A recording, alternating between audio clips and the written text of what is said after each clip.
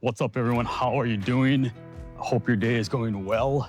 And as you can see, let me turn, I am at the Delaware Copper Mine. Now, the Delaware Copper Mine is in the Keweenaw Peninsula in northern Michigan, and it was in operation from 1847 to 1887, so only 40 years. And the reason why it was only in operation for those 40 years is because it just ran out. It just ran out of copper. But during that time frame, it produced 8 million tons of copper. So today, I'm gonna go through here self-guided. I'm gonna bring you down into the mine, and we're gonna check out the Delaware Copper Mine. So let's go. All right, come along with me and let's check this out. We're gonna start at the pump house. This is all the ruins of the pump house, okay? And I will show you as we get further down, picture, kind of get you so you can understand kind of how this is all set up. You had the pump house, then you had the first shaft, which is over there. We'll go in there when we go down and check out the mine. And then on that side, you had the second shaft, but then you also had a hoist house. So the pump house, that took care of all the water, because you're gonna see when we go down there, there's gonna be a lot of water. We're only on the first level. Everything below it is flooded. So unless you pump it out, it's just gonna keep getting filled. So it stopped, luckily, at that level, and it stays at below the first level so that we can access it and go check it out. So that right there is the pump house, and as you'll notice, a lot of that stonework is still up, holding strong, and so it gives a good look so that we can check it out. Here's some of our pump workings right there.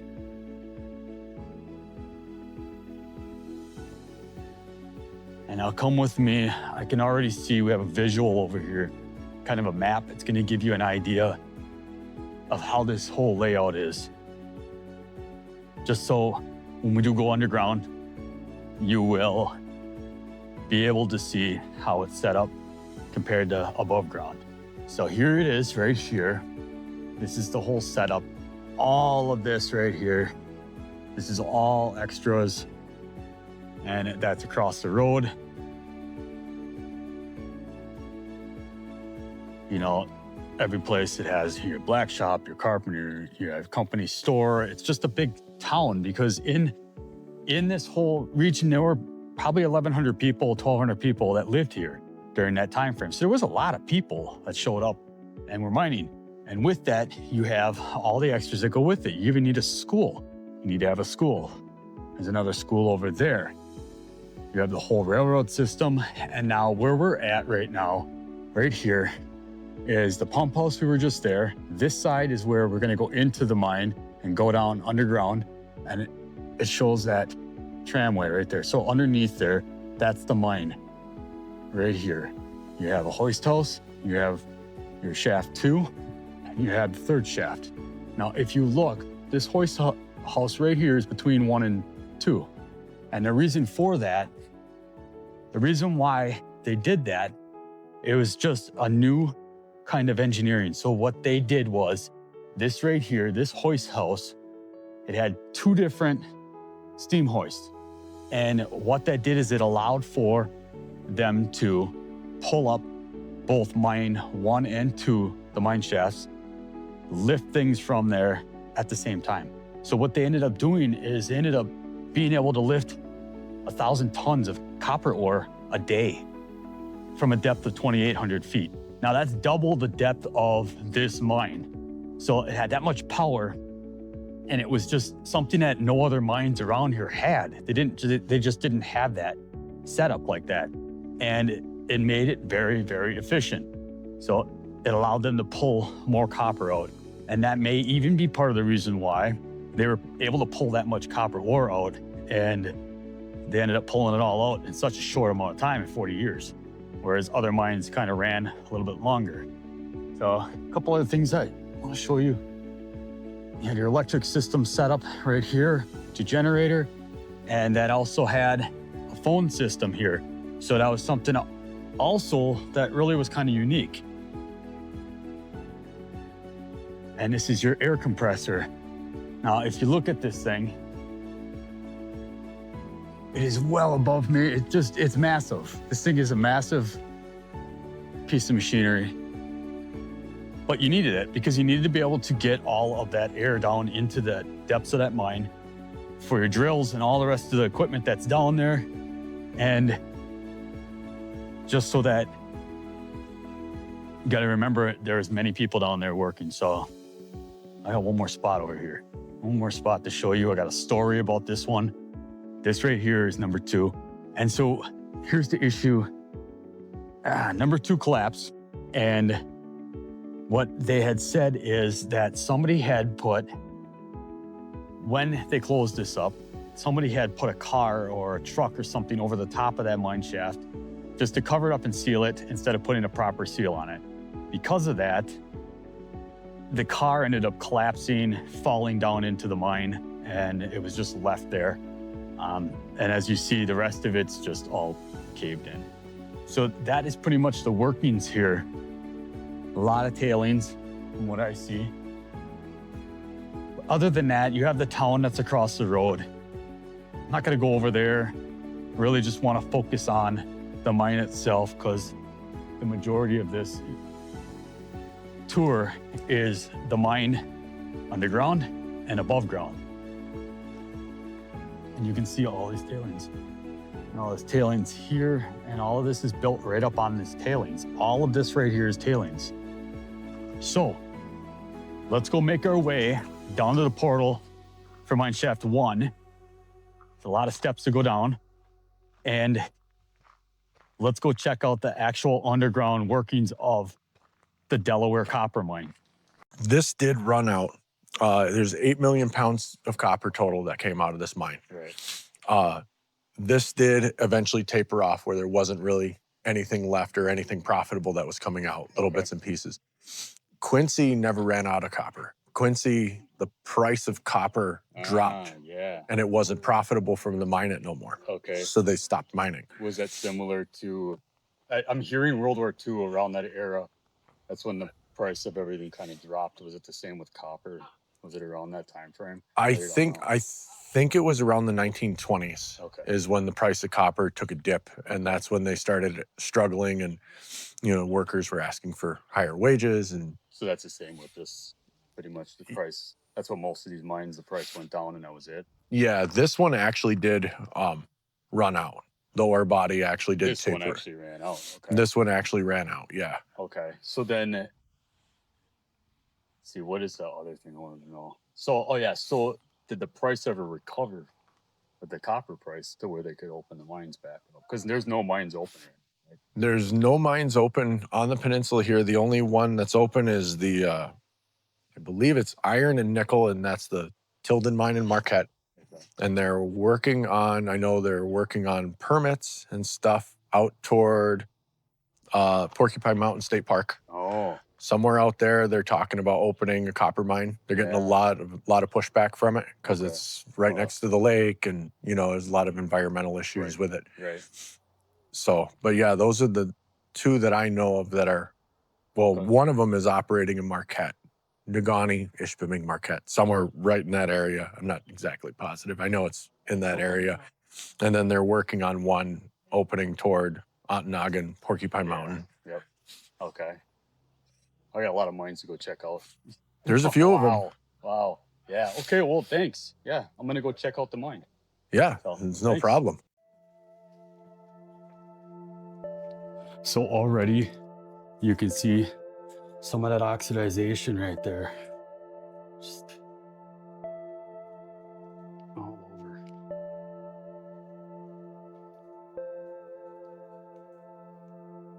There. Can you see that green right there?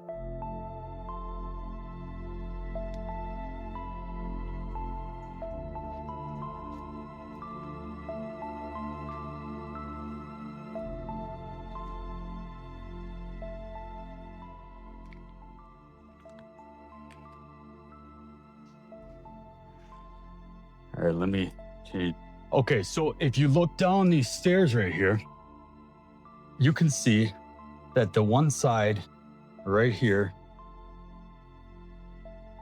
does not have stairs. So this side right here, these stairs, these were here. So this planking down here is original.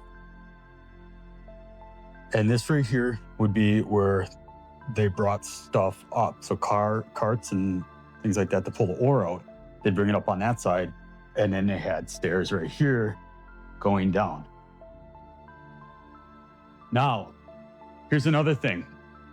We are only able to go into the first level because, like a lot of these other mines in the region, everything below that is flooded. So there was a team of divers that did go down and explore, I believe it was the 4th level, and they explored that level years ago and took video on it. So if you go on YouTube, look up the Delaware Mine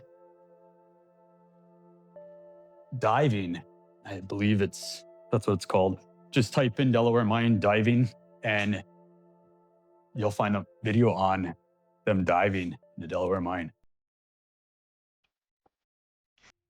All this is the original timber right here, all the way up. All the original timber.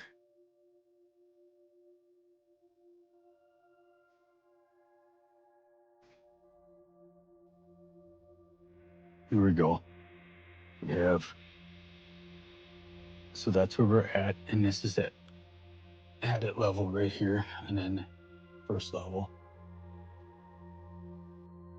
And then we're gonna go through and we'll come up into the other shaft.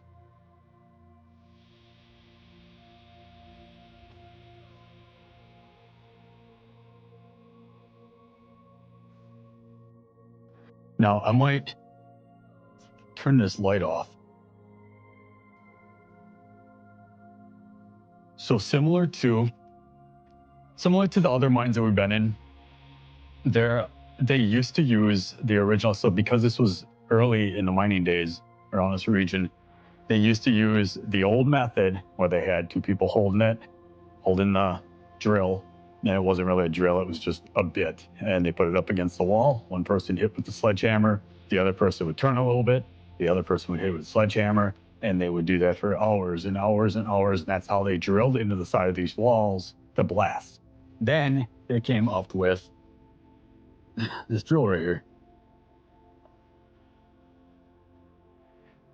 As we've seen in many of the other mines that we've went and explored, which made work way easier.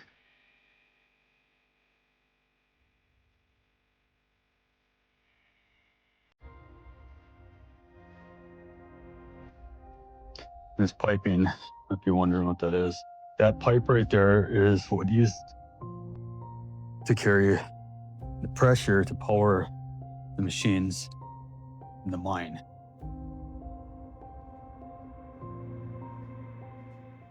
How did that work with the diving? Because somebody went down, you said everything's flooded from below the first level? Yeah, so everything below the first level is flooded all the way. The mine went all the way down to level 10. Okay. 10 levels down, is flooded to the first level. The water naturally drains out a horizontal shaft. It's called the Stoutenberg adit. And the water naturally just drains out. And it's not really groundwater, it's just rain and snow melt. It runs down all 3 shafts and then flows out the hillside. Okay. Okay, so this is, oh, so that right there, it's a 100-foot drop down to level 2. That's where, I believe that's where the divers went down. They went down there and explored the lower levels, which is crazy. I give them credit. I don't think I would ever do something like that. That is crazy.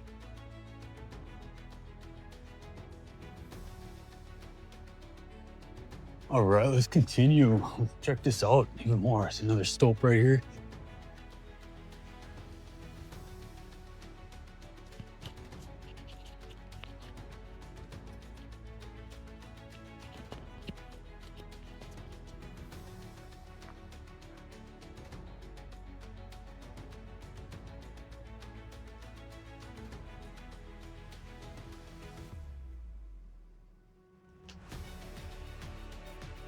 Looks like they were doing some exploring up there. Probably were trying to chase a vein, but then they ended up running out. So you can see, you can kind of see up there where there's some those holes right there. So they blasted that and probably didn't find anything. Another hole right there, blasting hole.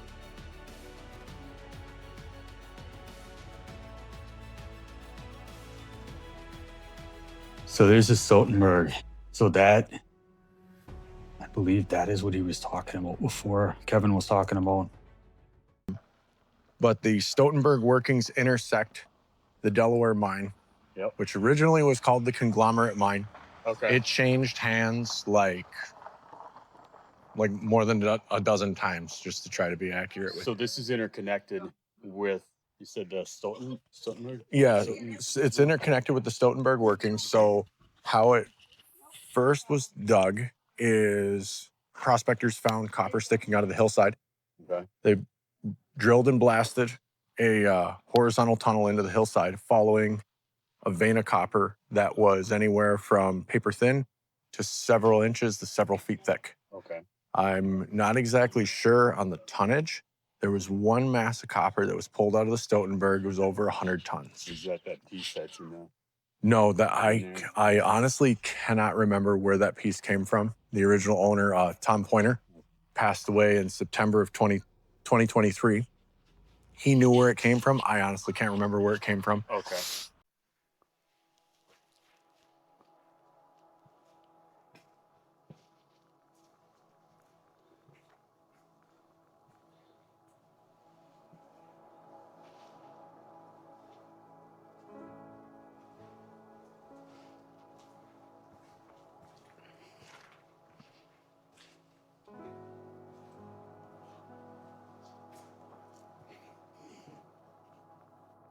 More of those boreholes. There's another one up there.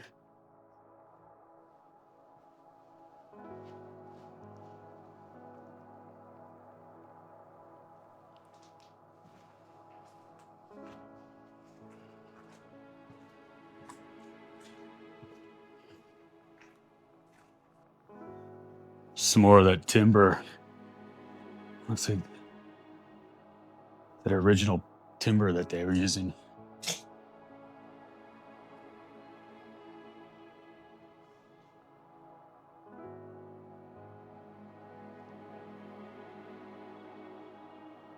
Ah, look at that. You can see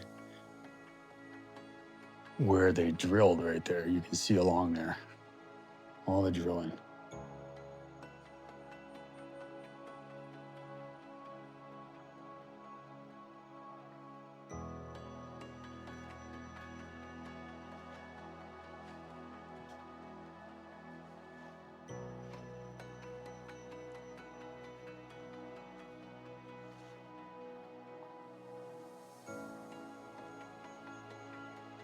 So right here, so up here, that's where they were doing drilling straight up. And that's probably, they didn't have it at the time. They didn't have the Widowmaker at the time. They were just probably just boring. People were holding the drill bit and they were probably just hitting up. Problem with that is, if you see any other mines, a lot of that stuff would drop on people. So very dangerous. And I'm guessing that's what they did here. Is they're exploring, following it, grabbing whatever copper they could find.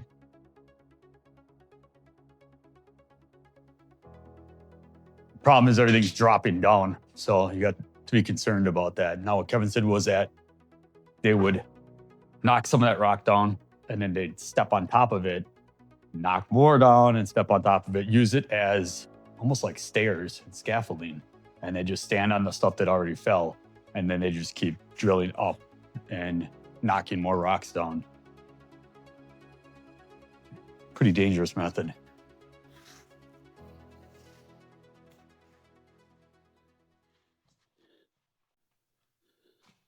It's just crazy to think that you wanted that copper so bad, you wanted that money so bad, And it wasn't even the miners that were getting the money. They weren't even getting that much. But they were chasing that copper so much that they would drill right into the ceiling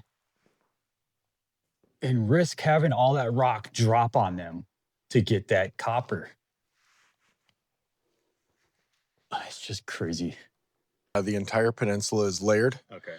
Once again, I don't know the exact geology. I know that like in Houghton, the angle of the lode is more of like a 55-degree, 65-degree angle. Right, it's Pretty steep. pretty So steep so over the there. workings of like the Quincy mine are really steep. And as it came further north, the angle changed and it got less and less to more of what it is here. Okay. Way north on the peninsula is like a 24-degree angle. Okay. I do know layers of rock, they go all the way under Lake Superior and they come up in Isle Royal National Park. Okay. This is at a 24-degree angle. And he was saying that so the Quincy mine, he was saying that mine had an angle of around 65 degrees. And if you're going through Houghton and you're going up that hill, I completely agree that it was at that angle. So this is only at 24 degrees.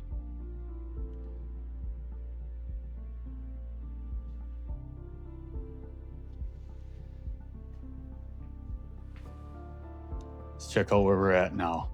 And when we started out and we were here. And now we made our way all the way across and we're right here.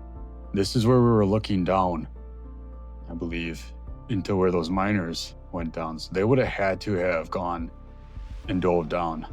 And I think they went down to the 4th level. So we're up right by the number 2 shaft.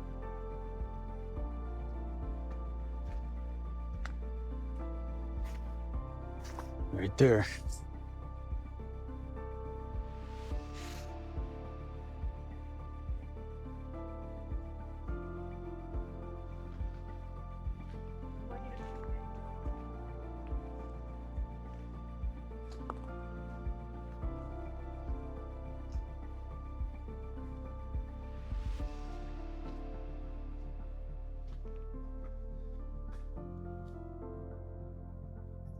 It's another stope.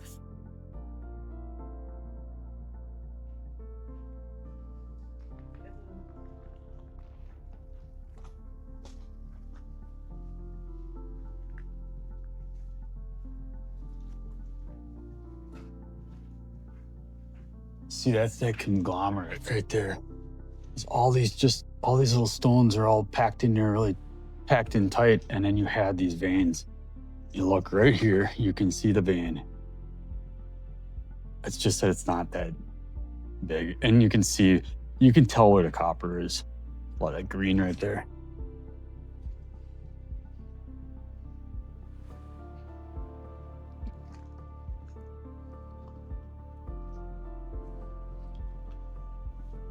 It's another running down to the lower levels.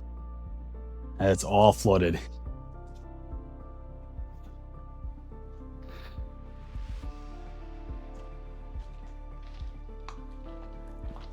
Some copper here.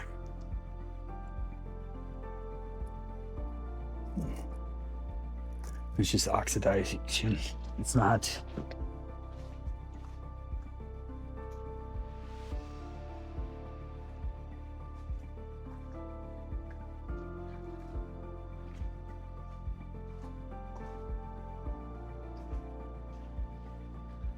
It's so quiet down here. I'm so used to having people down here. I'm so used to going on tours with people. And that's what's so cool about the Delaware Mine is that you can go here and it's self-guided. You take your time, you go as fast as you want, and you just take in everything and see everything. There's no pressure to speed up the tour. They don't require you to be done at a certain time, and that's why I wanted to go here.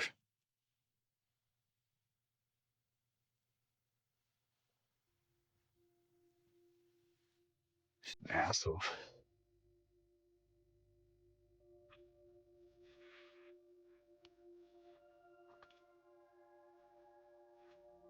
See that oxidization is, that's copper.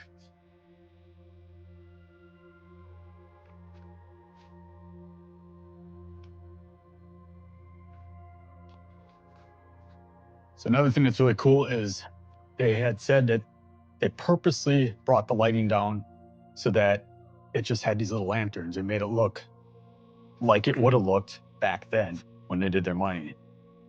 So you get the real feel. I have a light on so that everybody in the video can see, so you can see everything more detail. But if you look down, you can see they have all these lanterns. Gives it that feel of what it would have looked like back then.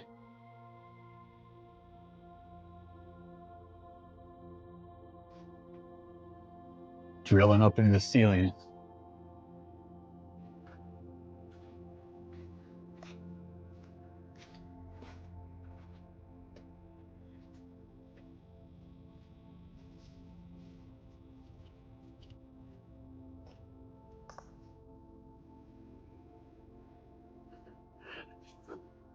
So is this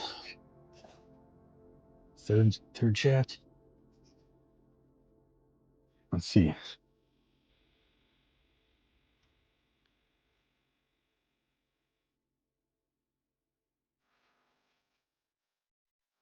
Oh, okay. So it was an access shaft that all filled in.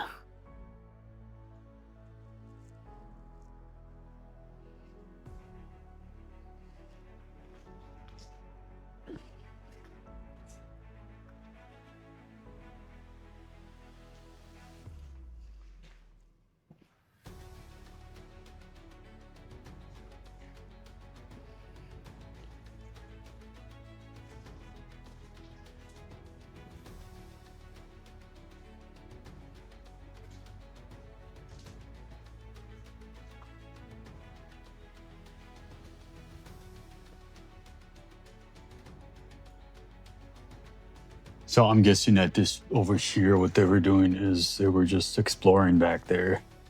You can see where it ends over there. It's just an exploration, but yeah.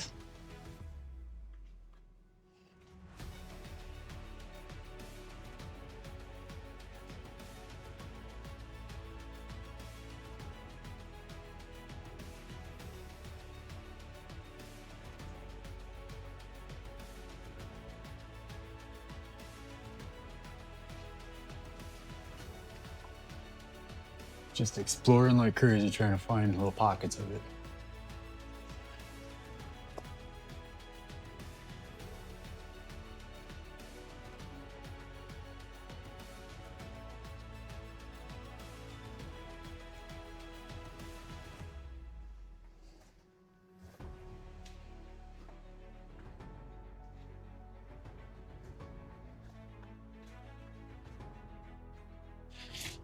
There it is, number 3. Started here, all the way to there.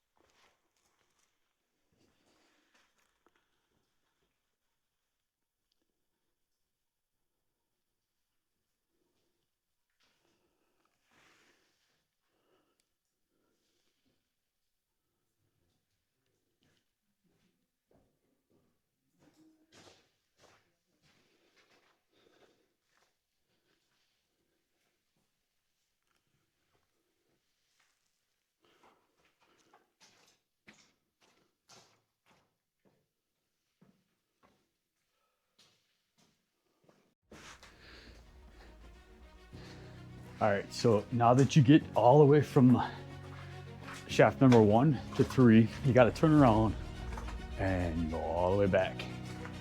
So you actually get to see the mine twice.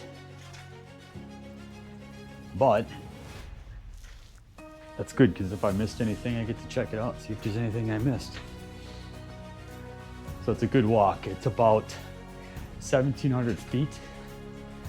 So you're talking about probably a mile walk down. You go down 100 stairs and then 1,700 feet all the way to the third shaft. And you turn around and go back and then back up 100 stairs. So trying to get your steps in for the day, this is the place to do it.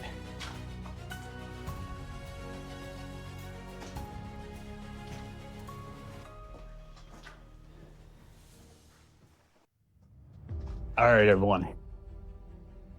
Let's take a walk over here. Let's take a seat. One of these tables. All right.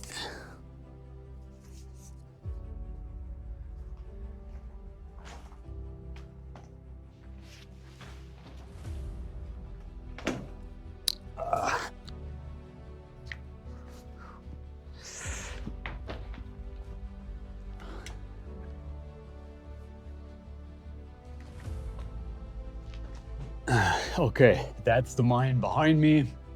This right here is,